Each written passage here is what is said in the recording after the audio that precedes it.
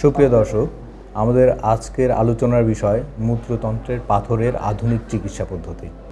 আমি যদি বলি যে অনেক ক্ষেত্রেই পাথরের ক্ষেত্রে কোনো চিকিৎসার প্রয়োজন পড়ে না, সেটা কিন্তু খুব বেশি অত্যুক্তি হবে না।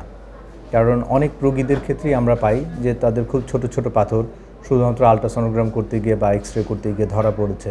সেগুলো অনেকগুলো ক্ষেত্রেই কোনো চিকিৎসার প্রয়োজন পড়ে না। ইভেন অনেকের পাথর কিডনির নালিতে চলে আসে। কিডনির নালির পাথর কিন্তু আমরা ওষুধ দিয়ে অনেক ক্ষেত্রেই বের করে দেওয়া যায়। একটা বড় অংশের পাথরই ওষুধ দিয়ে বের করে দেওয়া যায়। সবার ক্ষেত্রে যে সম্ভব হয় সেটা না, কিন্তু একটা বড় অংশের পাথর প্রস্রাবের নালি দিয়ে, প্রস্রাবের থলি এবং পেশাবের রাস্তা দিয়ে বের হয়ে যায়।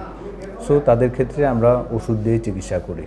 কিন্তু যাদের কিডনির ভিতরে খুবই ছোট ছোট পাথর রয়ে গেছে, সেগুলো নিয়ে আমরা রোগীদেরকে বলি যে আপনার দুশ্চিন্তা করার প্রয়োজন নেই।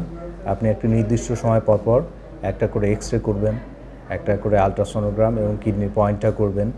এর দিকে যদি কোনো সমস্যা না থাকে, পাথরটা যদি বড় হতে না থাকে, পাথরটা যদি আপনার কিডনিতে বা কিডনির নালিতে কোনো জায়গায় ব্লকেজ তৈরি না করে, কি প্রস্রাবের ফ্লোতে যদি কোনো বাধা তৈরি না করে, সেই ক্ষেত্রে আমরা এটাকে জাস্ট অবজারভেশনের উপরে রাখি।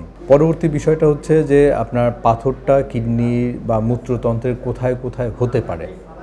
আমরা কিডনির ভিতরে পাথর হতে দেখি সাধারণত। অধিকাংশ পাথর কিডনির ভিতরে হয়। তারপরে এটা কিডনির ভিতরে ব্লকেজ তৈরি করতে পারে বা ব্যথা তৈরি করতে পারে, ওখান থেকে রক্তক্ষরণ হতে পারে, কিডনি ড্যামেজও করে ফেলে কখনো কখনো। এই সমস্যাগুলো কিডনি পাথরের ক্ষেত্রে হয়ে থাকে। আরেকটা জিনিস যেটা হয় যে কিডনির পাথর কখনো কখনো কিডনি থেকে বেয়ে কিডনির নালিতে চলে আসে। এইটা একটা বিপজ্জনক অবস্থা তৈরি হয়। ছোট ছোট পাথর যদি হয়, সেটাকে একটু বেশি করে পানি খেলে, রোগী যদি একটু লাফালাফি ঝাপাঝাপি বেশি করে এবং কিছু ওষুধ আছে, এর মাধ্যমে হয়তো বের করে দেওয়া সম্ভব হয়। ছোট ছোট পাথর অনেক ক্ষেত্রেই এটাকে বের করে দেওয়া যায়। বাট যদি একটা বড় পাথর এবং কারোর কিডনির নালি যদি খুব সরু থাকে, পাথরগুলো যদি বের হতে না পারে, সেই ক্ষেত্রে কিডনিতে ব্লকেজ তৈরি হয়ে কিডনির বড় ধরনের ক্ষতির সম্ভাবনা থাকে। এই পাথরগুলো আমাদেরকে চিকিৎসা করতেই হয়, সেটা ওষুধের মাধ্যমে হোক বা অপারেশনের মাধ্যমে হোক। এই পাথর, কিডনির নালির পাথর, কোনোভাবে রিটেইন করা যাবে না, ওই জায়গা মতো রাখা যাবে না।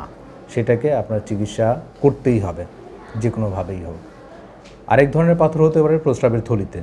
প্রস্রাবের থলিতে সাধারণত সহজে পাথর হয় না। তাদেরই পাথর হয় যাদের প্রস্রাবের কোনো একটা বাধা থাকে। মানে হচ্ছে প্রস্রাবের থলি থেকে প্রস্রাবের রাস্তা দিয়ে বের হওয়ার ক্ষেত্রে যদি কোনো জায়গায় কোনো রকম বাধা থাকে বা প্রস্রাবের থলি ভালো মতো চাপ দিয়ে যদি প্রস্রাবটা বের করে দিতে না পারে, সেটা তার মেরুদণ্ডের সমস্যা হোক বা স্ট্রোকের কারণে হোক, আমরা যেটাকে নিউরোজেনিক ব্লাডার বলি, মানে প্রস্রাবের থলিটা প্যারালাইসিস বা দুর্বল হয়ে যাওয়ার ক্ষেত্রে এই ধরনের সমস্যা হয়, তাদের ক্ষেত্রে পাথর হতে পারে। প্রস্রাবের থলিতে পাথর যে কারণে হয়, আমাদেরকে সেই কারণটার চিকিৎসার পাশাপাশি প্রস্রাবের থলির পাথরটাও অপসারণ করতে হয়। অনেক ক্ষেত্রে পেশাবের রাস্তাটা চিকন হয়ে যাওয়া বা প্রোস্টেট বড় হয়ে যাওয়ার কারণে পেশাবের থলিতে পাথর হয়, সেই ক্ষেত্রে আমরা পাশাপাশি চিকিৎসা করে দিতে পারি। এখন এই চিকিৎসাগুলো আমরা কিভাবে করি?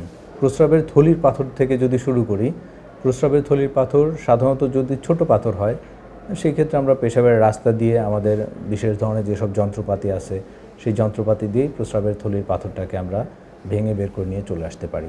সেক্ষেত্রে কোনো কাটাছেঁড়ার প্রয়োজন হয় না। কিন্তু পাথরটা যদি অনেক বড় হয়, যে মেশিনের সাহায্যে সেটাকে বের করা যাচ্ছে না, সেক্ষেত্রে অনেক সময় আমাদেরকে কেটে বের করার প্রয়োজন পড়ে। তবে এই কোনো ক্ষেত্রে আমরা ল্যাপারোস্কোপি করেও বের করি পেশাবের থলির পাথর, সেটাও আরেকটা ওয়ে। কারণ পেশাবের থলিতে কেটে অপারেশন করলে অনেক ক্ষেত্রেই পাথরগুলো ইনফেক্টেড থাকে, যার কারণে ইনফেকশন হওয়ার পসিবিলিটি খুব বেশি থাকে। আমরা সবসময় দেখি যে এই ধরনের ক্ষেত্রে ইনফেকশনটা খুবই কমন। সো আমরা সর্বোচ্চ চেষ্টা করি যে পেশাবের রাস্তা দিয়ে পাথরটাকে অপারেশন করার। যদি কোনো সময় করা না যায়, সেক্ষেত্রে ল্যাপারোস্কোপি করা যায়, অথবা কোনো কিছু করা না গেলে বাধ্য হয়ে আমাদেরকে কাটতে হয়। এরপরে কিডনির নালির পাথর। কিডনির নালির পাথর যেরকম বলেছিলাম, অনেক ক্ষেত্রেই এটাকে ওষুধ দিয়ে চিকিৎসা করা যায়। যে ক্ষেত্রে ওষুধ দিয়ে চিকিৎসা করা যায় না, সেই ক্ষেত্রে এটা নির্ভর করে যে পাথরটা কিডনির নালির ঠিক কোন পর্যায়ে আছে, পাথরটা কত বড় এবং পাথরের ডেন্সিটি, মানে পাথর কতটা শক্ত, এগুলোর উপরে অনেক কিছুই নির্ভর করে। যেমন পাথর যদি আপনার কিডনির নালির নিচের দিকে আটকে যায়, বের হচ্ছে না, এরকম অবস্থা যদি হয়, সেই ক্ষেত্রে আমরা সাধারণত পেশাবের রাস্তা দিয়ে আমাদের রিজিড যেসব যন্ত্রপাতি থাকে সেটা দিয়ে আমরা বের করে নিয়ে আসতে পারি। আমরা এটাকে ইউআরএস বলি। তো এটার মাধ্যমে আমরা সাধারণত অপারেশন করে কিডনির নালিতে একটা নল দেওয়ার প্রয়োজন পড়ে।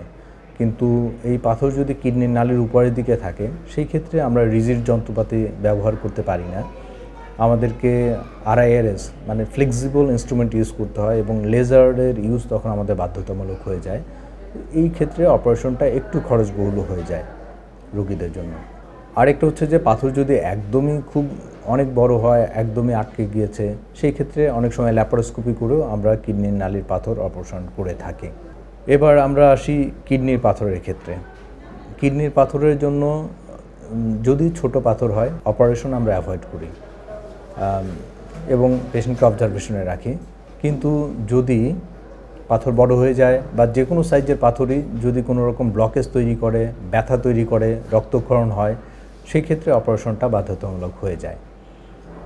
অনেক সময় আমরা এটার চিকিৎসা করি হচ্ছে যে কিডনির পেছনে আমাদের পিছনের দিকে ছোট্ট একটা ছিদ্র করি পিঠের দিকে।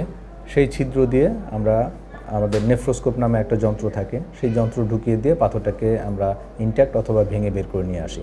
এটাকে আমরা পিসিএনএল বলি। মোটামুটি নিরাপদ অপারেশন। কখনো কখনো একটু রক্তক্ষরণের ঝুঁকি থাকে, এতটুকু। ছোট পাথর হয় কিন্তু ব্লকেজ তৈরি করেছে, অপারেশন লাগবেই। অথবা এমন কিছু মানুষ থাকেন যাদের কিডনিতে আমরা কোনোভাবে পাথর অ্যালাউ করতে চাই না। যেমন ধরেন যিনি খুব জরুরি গুরুত্বপূর্ণ কাজে থাকেন, একজন পাইলট যার হঠাৎ করে যদি কিডনিতে পাথর হয়, তার ক্ষেত্রে কিন্তু প্লেন চালানো অবস্থায় কিডনির ব্যথা হলে তার জন্য সেটা খুবই বিপজ্জনক হয়ে যায়। শুধু তার জন্য না, টোটাল প্লেনে যত যাত্রী আছে সবার জন্যই বিপজ্জনক হয়ে যায়। তো তাদের ক্ষেত্রে আমরা চাই না যে তার কোনো পাথর থাক কিডনিতে। তাদের ক্ষেত্রে ছোট পাথর হলেও আমরা সাধারণত এটাকে অপারেশন করি এবং এই ছোট পাথরগুলো অপারেশনের জন্য কিডনির নালি দিয়ে আমরা আরআইআরএস নামে এক ধরনের অপারেশন করি লেজার দিয়ে, যেটার মাধ্যমে তার পাথর সম্পূর্ণ অপসারণ করা যায়। আরেকটা হচ্ছে যে যদি কিডনি একদম ড্যামেজ হয়ে যায় পাথরের কারণে, কিডনিটা ফুলে কিডনির ভিতরে পানি জমে কিডনি একদম ড্যামেজ হয়ে গিয়েছে, সেই ক্ষেত্রে সাধারণত কিডনিটা রেখে লাভ হয় না। আমরা কিছু পরীক্ষা নিরীক্ষা প্রথমে করি যে কিডনির ফাংশন কতটুকু আছে। যদি দেখি যে কিডনির ফাংশন তেমন কিছু নেই, পাথরের জন্য একদমই কিডনি ড্যামেজ হয়ে গিয়েছে, সেক্ষেত্রে আমরা সাধারণত কিডনিটাই ফেলে দিতে হয়।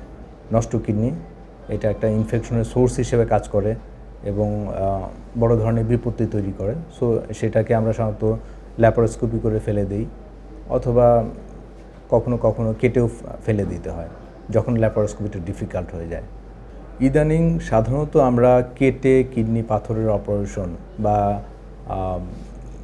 কিডনির নালির বা মূত্রথলির অপারেশন কেটে সাধারণত খুবই কম করা হয়, ভেরি রেয়ারলি খুবই কম করা হয়।